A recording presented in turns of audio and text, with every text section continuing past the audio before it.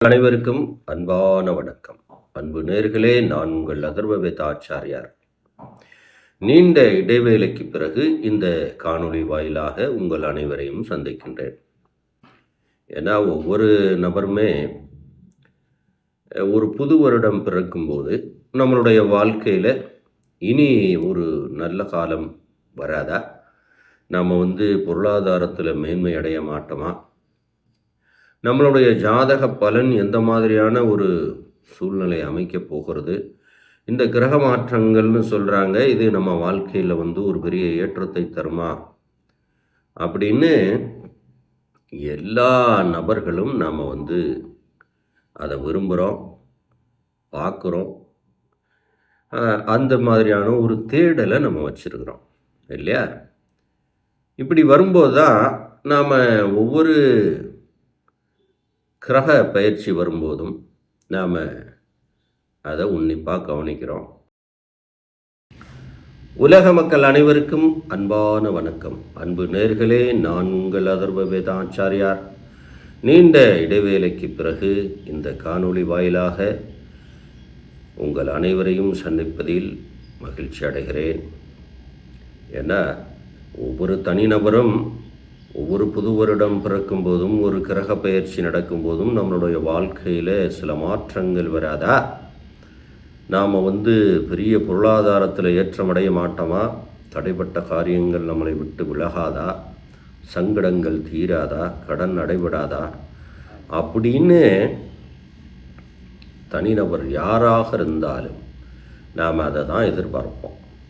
அப்போ கிரகங்கள் பயிற்சி ஆகும்போது, வருடங்கள் முடிந்து புது வருடம் துவங்கும் போது நாம் ஜாதக ரீதியாக நாம் ஒரு பலனை எல்லோரும் எதிர்பார்ப்போம்.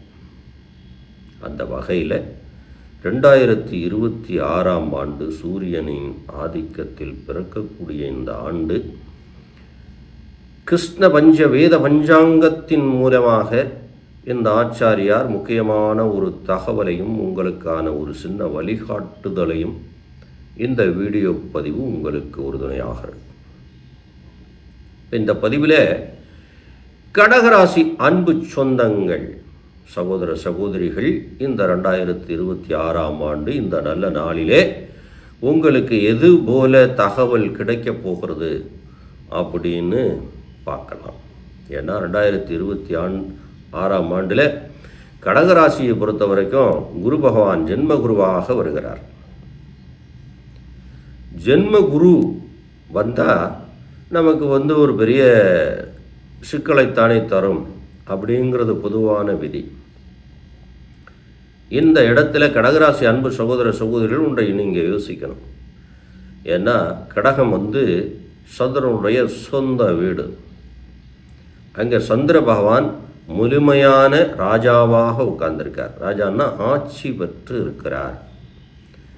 இன்னொரு விஷயம் என்ன அப்படின்னா, 5ஆம் இடம், 7ஆம் இடம், 9ஆம் இடம் பாக்கியாதிபதியும் குரு பகவான், அதே போல் 6 கூடைய அதிபதியும் குரு பகவான் தான்.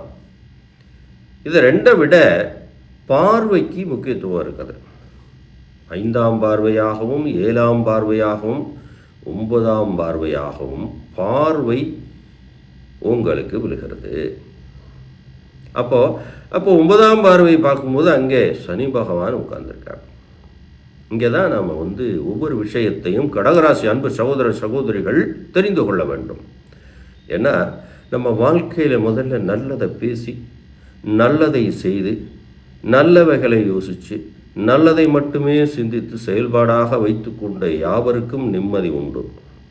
நீங்கள் நினைக்கலாம், இந்த கலிகாலத்தில் இப்படி ஒரு அவசரமான இந்த உலகத்தில் நல்லதை பேசுகிறவனையெல்லாம் நடுத்தருவில் நிறுத்தக்கூடிய உலகமாக இருக்கும்போது நான் எங்கே நல்லதை பேசி வாழ்க்கையில் முன்னுக்கு வந்தால் போதும் அப்படின்னு பல பெரிய நபர்களும் சிறிய நபர்களும் நினைக்கிறீங்க. இறைவன் எப்பொழுதும் கைவிட்டதில்லை. சந்திர பகவானின் சொந்த வீடாக கடகராசி இருக்கிறீங்க. ஆனால் இங்கே ஒரு நிமிஷம் பார்வை, குரு பகவானுடைய பார்வை வலுவாக இருக்கிறது. உங்களுடைய சுய ஜாதகத்துக்குள்ள ஏதாவது ஒரு சுபர் கிரகங்கள் கெட்டு போயிருந்தால் சின்ன சின்ன சோதனைகள் வரலாம். அதை தவிர்த்து இந்த ஆண்டு உங்களுக்கு அமோகமாக இருக்கிறது, சிறப்பாக இருக்கிறது. நீங்கள் எந்த இடத்துக்கு சென்றாலும், கடகராசி அன்பு சொந்தங்கள் எந்த இடத்துக்கு சென்றாலும் அந்த இடம் உங்களுக்கு சாதகமாக மாறும். ஏன்னா குரு பகவானுடைய பார்வை 7ஆம் பார்வையாக விழுகிறதுனால சம்பந்தம், கொடுக்கல் வாங்கல், அதே போல் உறவு முறைகள், நீங்கள் எந்த இடத்துக்கு சென்றாலும் அந்த இடம் உங்களுக்கு சாதகமாக மாறும். இந்த 2026ஆம் ஆண்டு அமோகமாக இருக்கிறது. எந்த வகையில் எடுத்துக்கொண்டாலும் சிறப்பான ஏற்றம் கடகராசிக்கு உண்டு அப்படின்னு இந்த நேரத்தில் நம்ம சொல்லலாம். ஏன்னா கடகத்தை பொறுத்த வரைக்கும் ஆட்சி பெற்ற சந்திரன், அதுக்குள்ள குரு. நிறைய நீங்கள் யோசிக்கணும். இப்போ தானே அஷ்டமத்து சனி விலகிருக்கு. அப்போ அஷ்டமத்து சனி விலகின்ற இந்த காலத்தில், இந்த 2026ஆம் ஆண்டு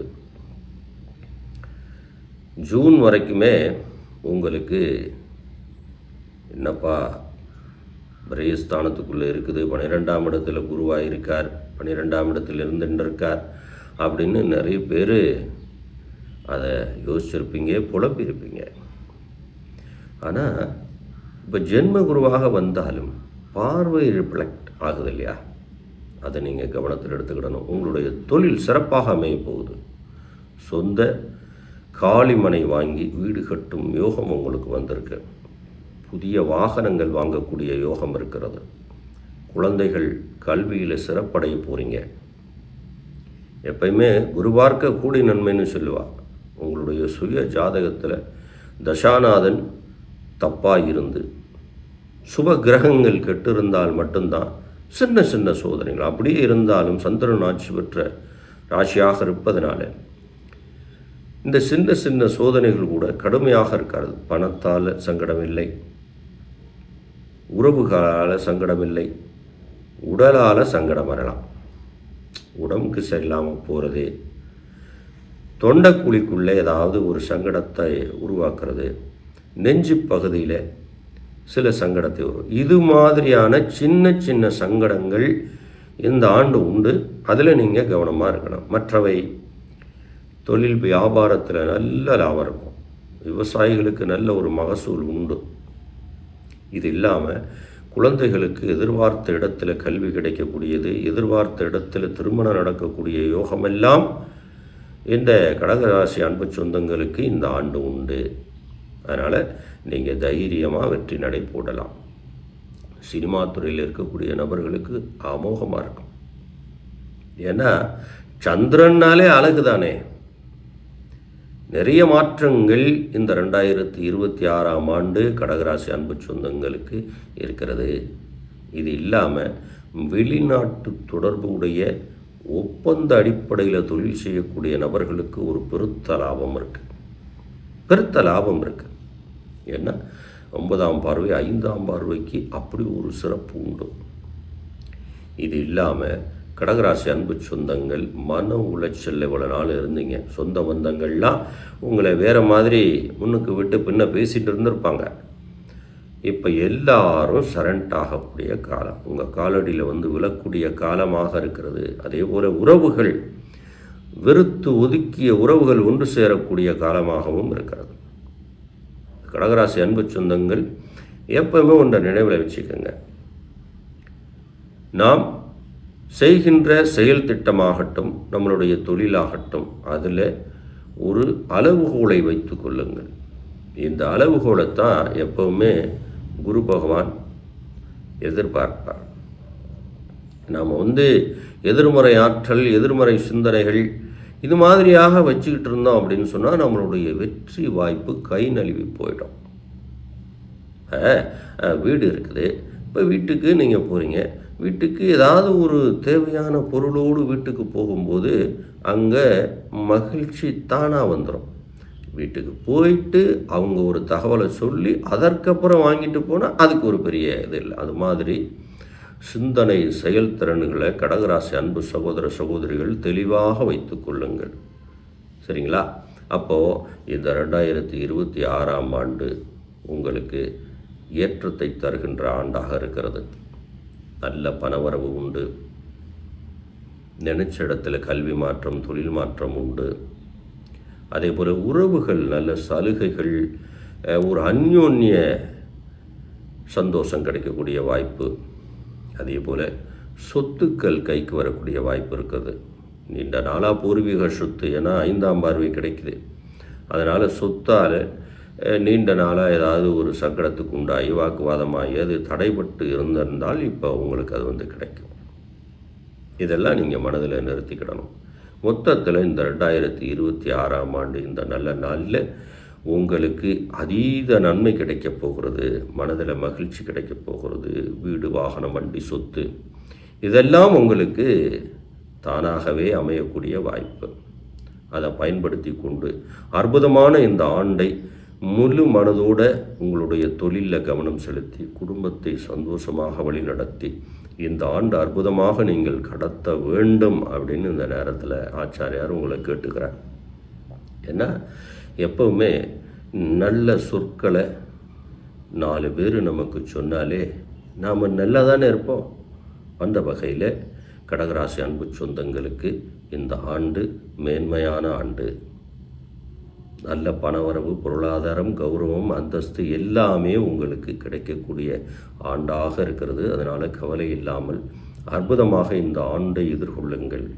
வெற்றி உங்களுக்கு தான் என்று சொல்லி இதே போல் ஒரு நல்ல தகவலோடு திரும்பவும் உங்களை சந்திப்பேன். அதுவரை நன்றி நண்பர்களே.